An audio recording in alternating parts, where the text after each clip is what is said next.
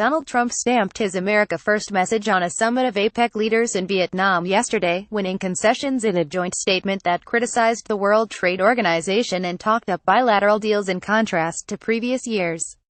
The communiqué, endorsed by the 21 nations of the Asia-Pacific Economic Cooperation Forum, came after the American president said the United States would not join broad trade agreements that aid into its sovereignty. The compromise shows the pull Mr. Trump enjoys in a part of the world that looks to America to balance Chinese ambition, and came even as Pacific Rim nations pressed ahead with the Trans-Pacific Partnership without the U.S.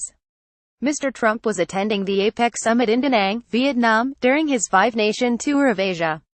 During a speech to chief executives on the sidelines of the meeting, he said the U.S. would pursue only on-one deals with countries that promise fair and reciprocal trade.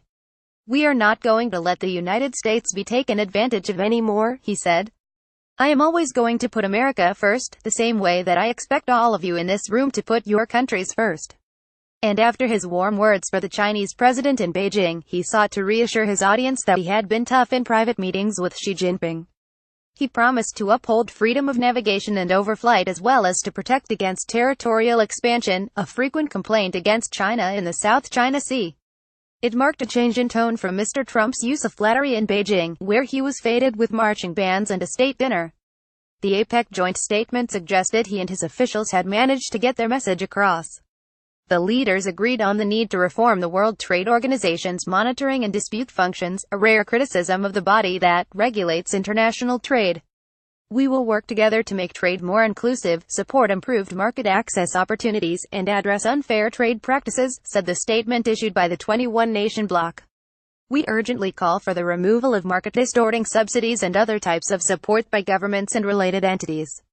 It also noted the importance of bilateral, regional and plurilateral agreements, an apparent nod to Mr. Trump's preference for country-by-country deals, rather than broad multilateral deals. Last year's statement made no reference to bilateral agreements.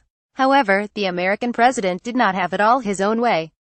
Trade ministers from the 11 nations remaining in the Trans-Pacific Partnership announced they had reached agreement to press on with the Free Trade Pact, which had risked collapse when Mr. Trump announced the U.S. would not take part. "The substance is something all the TPP countries can agree on," said Toshimitsu Motegi, Japanese trade minister.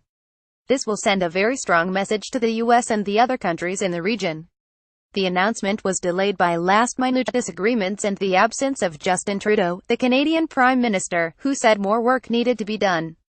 However, their progress highlights how Mr. Trump's protectionist instincts risk isolating the U.S. on the world stage. Even without the U.S., the deal, now called the Comprehensive and Progressive Agreement for Trans-Pacific Partnership, would cover almost a sixth of global trade. Mr. Trump also spoke to Vladimir Putin on the sidelines of the summit. "You can only ask so many times," he said. "He absolutely did not meddle in our election," said Mr. Trump, adding that they believed the Russian president's denials despite the conclusions of U.S. intelligence agencies that Moscow sought to influence the outcome. He told reporters aboard Air Force One that Mr. Putin felt insulted by the allegations, which are currently the focus of a federal investigation. Mr. Trump arrived in the Vietnamese capital Hanoi on Saturday night. He flies to the Philippines, the final destination on his trip, on Sunday.